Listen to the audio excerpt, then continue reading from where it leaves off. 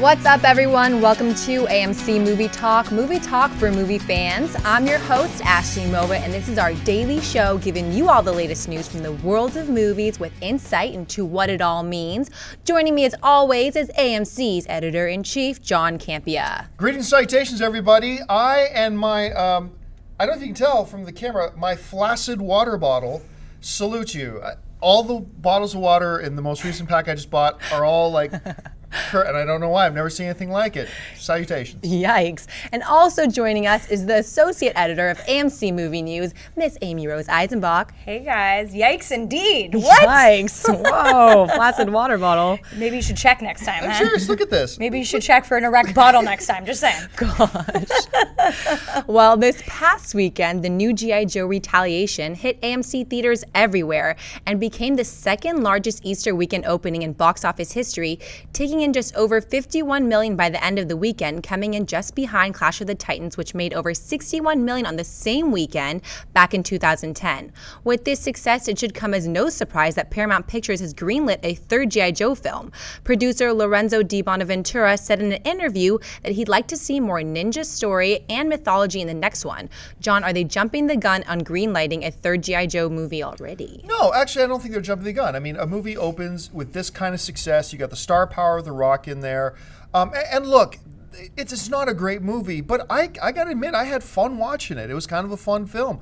And to follow it up, look, they know it makes money. You got The Rock under contract, apparently. Go ahead. More ninjas, sign me up. Just don't do a complete cast overhaul again. You got The Rock in there. Keep The Rock. Keep, Pilecki. Keep, all the cast that you got and move forward. And I'm good with it. Amy Rose? Yeah, Sam, I had a really good time. I mean, with movies like this, you take it for what it is. You don't make it into a great piece of cinema.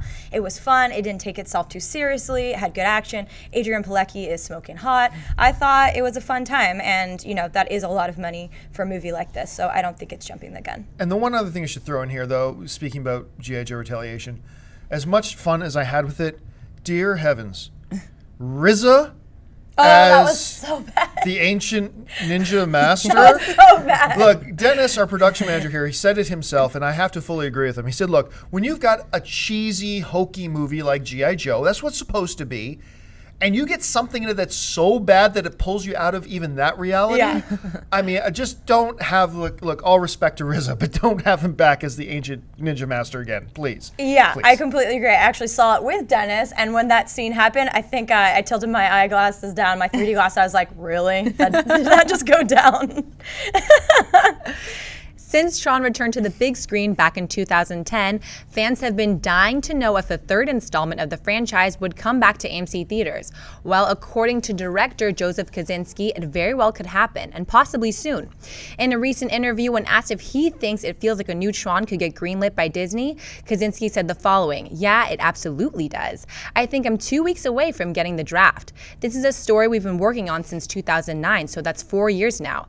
I'm really excited about the idea we have for it. I think it delivers on the promise that both Tron movies have made. It opens the movie up in ways I think is going to give a much broader appeal. Whereas Tron really ultimately in the end catered most to Tron fans, this idea broadens it some more in really exciting ways. Amy Rose, would a third Tron film be a good idea?" I'm kind of neutral on this, to be honest. Like, the second film, while it was visually stunning, I mean, Kosinski's whole just artwork and everything, concept art, and just the way it came to fruition was beautiful. But in terms of the story itself, the plot was kind of lackluster. Sure, I love Olivia Wilde, who doesn't? She's a dollface and gorgeous to look at, but I didn't think the movie was that great. So I don't really care that much to see it. My favorite part about it was the Daft Punk score, because it was really epically produced and made, and I love Daft Punk. So I'm kind of neutral. I'll probably see it, but I'm not dying to see it, because I thought it was more visually stunning than a good story. Yeah, I was another one who was kind of underwhelmed by the last Tron movie. I didn't dislike it, but I was underwhelmed, and I was hoping for more. And it is funny, when I talk to a lot of people about the last Tron movie, usually the first response is, but the Daft Punk score was so good. Well, okay, great. The Daft Punk score was good. There's a lot more to a movie. And so I was a little bit underwhelmed. But, in as much as everybody talks about how much the last Tron movie failed at the box office, whatever, it made $400 million. So sign me up for that kind of failure any day of the week. It makes sense, and there is enough there mythology-wise with the Tron franchise that even if the last one was a little bit disappointing, I think you can still do great things with this name and with this title. So yeah, sign me up. I think it's a very good idea that they do another one. They just need to move a little bit faster to capitalize on the popularity that they do have. Well, listen, folks, it's that time of the show for Buy or Sell. Here's what's going to happen. Ashley's got a bunch of other issues pulled out from the world of movie news that we're going to address. She's going to read them off, and then Amy Rose and I are simply going to say whether we buy it or sell it. So, Ashley, what do we got? Legendary actor-director Clint Eastwood is said to be interested in directing the musical Jersey Boys, based on the hit Broadway show. Eastwood has been trying to get another musical, A Star is Born, off the ground for years and appears to now be looking at Jersey Boys, taking over for Iron Man director Jon Favreau, who was originally supposed to direct the film. John, buy or sell Eastwood doing Jersey Boys? I gotta sell it. As much as I love Clint Eastwood as a director, and he's been trying to get this other musical, Star is Born. He had Beyonce signed up, and then she got pregnant and then backed out. He's tried to get Tom Cruise in it. He's tried to get Leonardo DiCaprio in it, and it's just not going anywhere, so take over another musical. I love him as a director, but I don't want to see a Clint Eastwood directed musical, so I got to sell it. I'm going to buy it. I think that, you know, with someone with stature like Clint Eastwood, who has literally done it all, I think if he wants to broaden his scope and try Broadway, then good for him. I mean, he's kind of at that age where he can do anything. And Jersey Boys is a fantastic musical with great original songs, and I think why not? The latest in the Fast and Furious franchise, Fast and Furious 6, opens in AMC theaters everywhere on May 24th. Star of the franchise, Vin Diesel, recently took to his Facebook account and said the following: "There was an early screening in LA this week of Fast 6. The crowd's reaction was surreal and their demand for the continuation was powerful. It's remarkable to think I first embodied this character in 1999 and the evolution continues. P.S. Filming begins this summer in LA." Amy Rose, buy or sell the idea of Fast and the Furious 7 shooting already this summer? Sell. You cannot beat a dead horse to the ground. Like, this is just too much. Like, I do think they're going to continue this franchise. Obviously, it keeps making a ton of money, but I just think that's too soon. At least space it out a little bit. And I mean, the crowd reaction was surreal. Like, come on. I do love these movies. They're fun. It's a fun ride. You know, fast cars, cheesy one-liners. But I think they should keep it spaced out a little bit more. Oddly enough, I am going to buy this. Look, there's no way to get around this, and I'm not going to mince words. The first 3 Fast and Furious movies suck. They're awful. The first one is just a blatant ripoff of Point Break, and then the rest were just bad. Now, then oddly enough, the fourth one comes around, and I'm like, this one actually isn't all that bad. Like, the fourth one was pretty okay. And the fifth one was awesome. This is a franchise that's just getting better. And how often do you see that? This is a franchise that's gone from terrible to great. And it only took them 5 movies to get there. But it went from terrible to great. You got The Rock involved. If the iron is hot, strike it. You've got The Rock. Get him shooting when you can get him shooting. I wouldn't doubt if part of this shooting so fast might have something to do with The Rock's schedule. Like, if you can do it this early, I can do it. But whatever, I'm just speculating. So if you'd asked me after watching Fast and the Furious 3 that I'd be saying bye to a Fast and Furious 7, I would have told you were insane. But yeah, sign me up. Another Star Wars Star Trek crossover?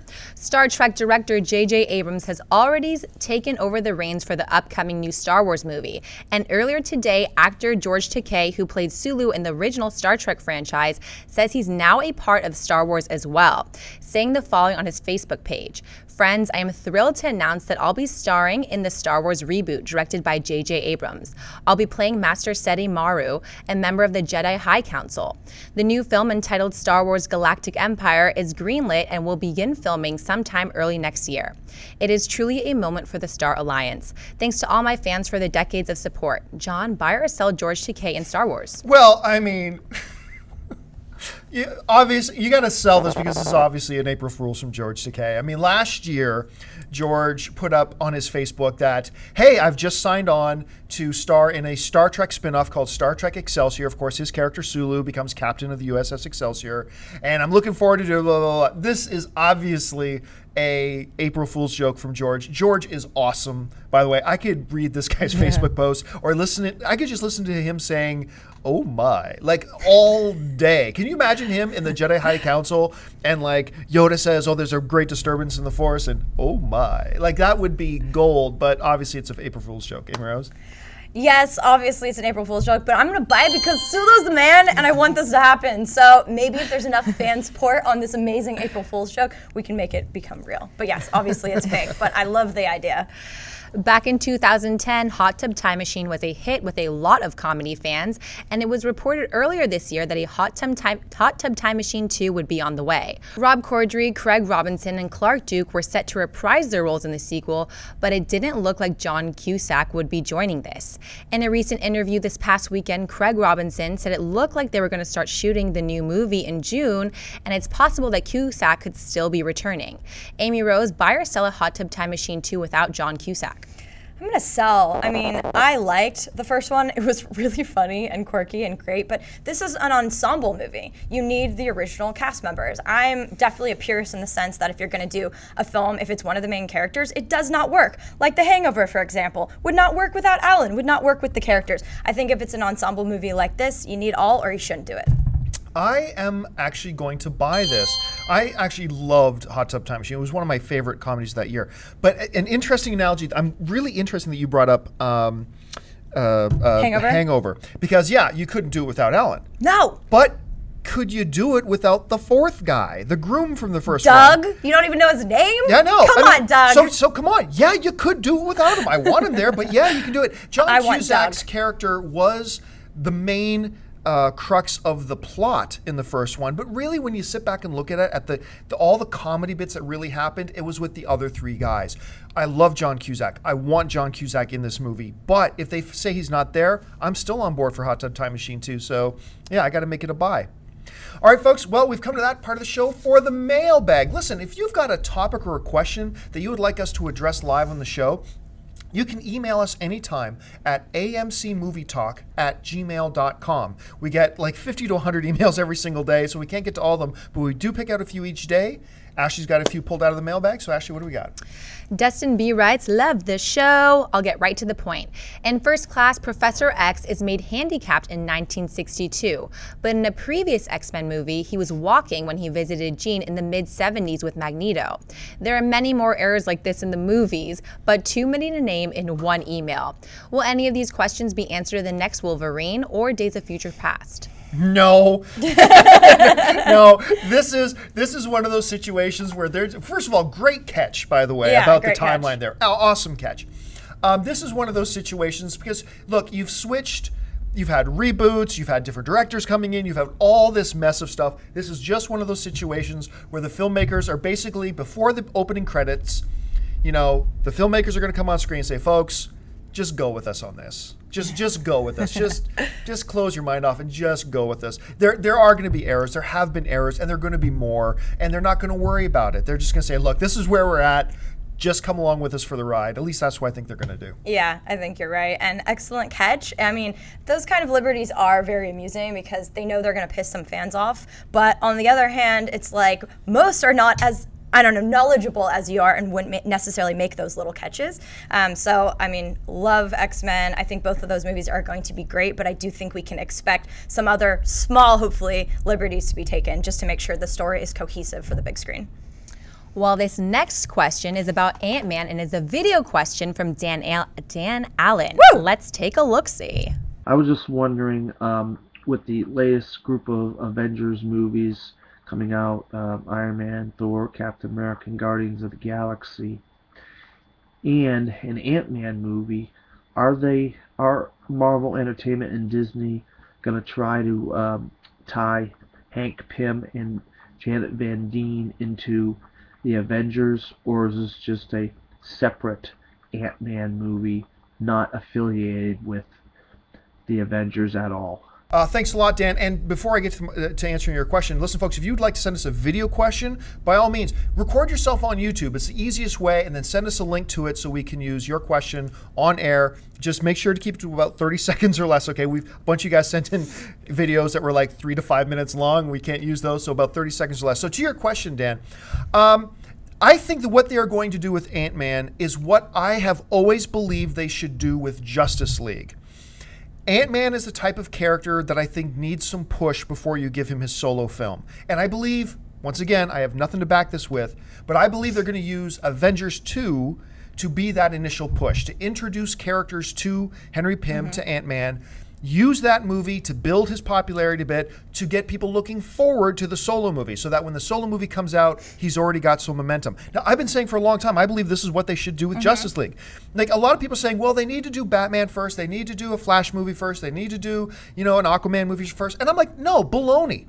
Justice League needs to do it the opposite way, I think, that Avengers did. I think you start with Justice League to introduce everybody, you know, to these characters that a lot of people don't know or aren't really familiar with, build them up, get them popular, and then do the Solo movies. So that's the way I think they should have done it. That's the way I think they're going to do it with Ant-Man. Once again, I could be wrong, but that's the way I think they're going to do it. Amy Rose? I agree, and I also think that that could really explain the delay for Ant-Man, why it did not, did not get it moving quicker, because they wanted to kind of tease it. I think that would make a lot of sense. And, Ant-Man is a huge, awesome character to people that really know it, but he's not as commercial as the Iron Mans of the world and the Hulks and all of that, so people do need a little refresher. And it's also a really good way to introduce another female character if they brought in Janet Wasp. So I think that would be the right way to do it, and I'd be really excited for it. Jason M. writes, so a bunch of my friends have been having a debate for a while now about Avengers 2. The debate is, can Marvel do Thanos and the Infinity Gauntlet correctly without the Silver Surfer? I am in the group that says no, they cannot. The story of Thanos and the Infinity Gauntlet is one of my favorites, and the Silver Surfer is a big part of the storyline. I love Thanos, and I want him to be done correctly.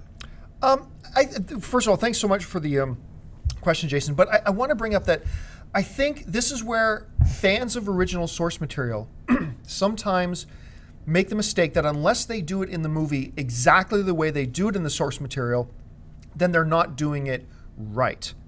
No, and that couldn't be further from the truth. The way to do it right is to make a great movie. And sometimes, I say this all the time, what works and has worked on the printed page does not necessarily mean that's what's best for the big screen. They're two different mediums, a printed page, motion picture. Two different mediums, sometimes you gotta do different things. And look, yeah, was the Silver Surfer prominent in that? It's irrelevant. Can they make a great movie out of the essential elements of the Infinity Gauntlet storylines that they have? And I think they can, and I think they can do it without Silver Surfer. Would it be cool to have Silver Surfer in there? Yes. All other things being equal, would we love to have Silver Surfer in there? Absolutely yes. But as you know, that's an impossibility because Silver Surfer belongs to Fox and not to Marvel. So Marvel can't use him. So I absolutely believe they can do an Infinity Gauntlet story with Thanos perfectly well and perfectly good. Doesn't mean it will be good, but I think it's possible for them to do it that way. Amy Rose? Yep, I'm with you. I obviously, we would prefer. I mean, the goal of any Marvel fan is to get all Marvel characters back with Marvel Disney. I mean, that's the ultimate dream, but it's not going to happen if they keep making money. And we know that Fantastic Four is going to be rebooted with Josh Trank, so they do have plans to kind of get these characters back in motion. But John's right. If they make a good film, right script, right director, they can do it justice. Would I rather see Silver Surfer in there? Yes, but I do think with the right elements intact, they'll just kind of allude to that part of the storyline without actually showing it and getting in trouble. DK Miller writes, hi guys, love the show. I found you on YouTube about a week ago and have been hooked ever since. Awesome. There are some rumors that a Toy Story 4 movie might be made, but nothing has been confirmed yet. So my question is, do you think they should make a fourth movie or a prequel or just a reboot of the series? I love the first three movies, especially the third movie, so please tell me what you think. You want to take this one first? Sure. Yeah, so we talked about this before because we did see, a tweet talking about a Toy Story 4. Now, Pixar did not confirm or deny it, so I do think it will eventually happen. It's kind of tricky because on one hand, I want to see these characters again. Toy Story 3 was an amazing movie. It was so touching and heartfelt, and I love Woody and Buzz and all of the characters. But on the other hand, I do like when trilogies are trilogies, when they really are a true trilogy and don't just keep going. So if it's made, yes, I would love to see it again. I mean, some argue that Toy Story 3 was the perfect ending. It was really good. But a new adventure with Bonnie and the toys would also be really good. So if they make it, I'm excited. If they don't, I love the third one. Yeah, I'll be honest with you. I don't understand the mentality that, no, they shouldn't do more. Why?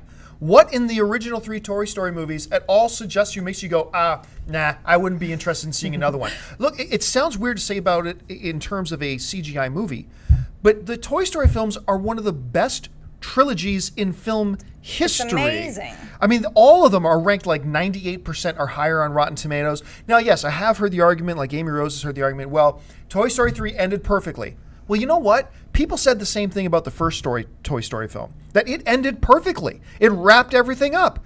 And then they said the same thing about Toy Story 2. They wrapped it all up. They brought some new toys in the fold to give them a new home, and they understand that life is changing, whatever. It ended perfectly. So no need for Toy Story 3.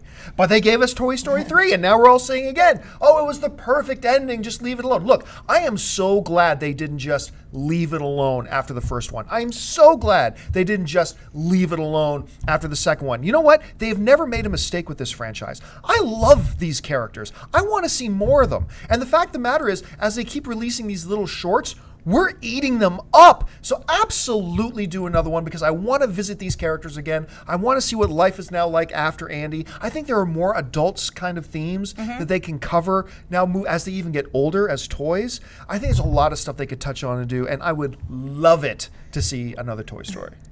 Oz Lincoln Helt writes, "Hey guys, love the show. I'm pretty new to it, but love a daily dose of movie news. I'm really excited for The Man of Steel to come out. I know that Lex Luthor is not going to be in it for the most part, but I have been hearing rumors that he will be mentioned and maybe have a small cameo. Most of these rumors have Bradley Cooper playing him. Do you guys think that Lex Luthor will show up at all in Man of Steel, and if so, could it be Bradley Cooper?"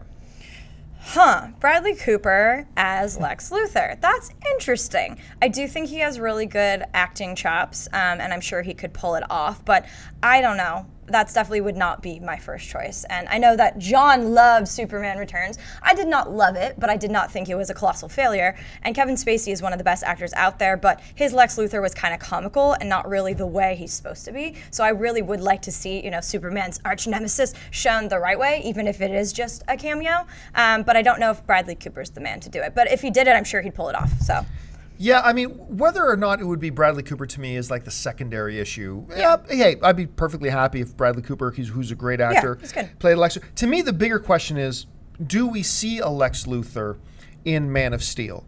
Now, I believe I would love to see him, not as a major character, but at least introduce him, because he's just one of the. He's like the Joker to Superman's Batman. He's got to be there. One is, you can't have one without the other. And I'm glad they're not making Lex Luthor the main villain of this Man of Steel, of this Superman film, because we just saw that again recently. So I'm glad they're not doing that now. But eventually, if this Superman film is successful, which we all believe it will be, I believe eventually you have to have a comeuppance between Superman and Lex Luthor. Eventually. It doesn't have to be this film, which it's not. It doesn't even have to be the next one. But somewhere down the line you do. And I think it'd be really neat, a nice little homage to at least have him there. Even if it's like for a 5-minute scene, I think that would be really wise of them to do. I'm hoping that it becomes, it's such a success, because we're all so excited for Man of Steel that, Christopher Nolan and Snyder become, just set the path, and we actually have a trilogy of the Man of Steel, and we can see it kind of going with the different villains and how cool that would be in the Nolan-Snyder universe. So hopefully that's what happens. And how it ties in, if ever, to a maybe Justice League movie? Question mark?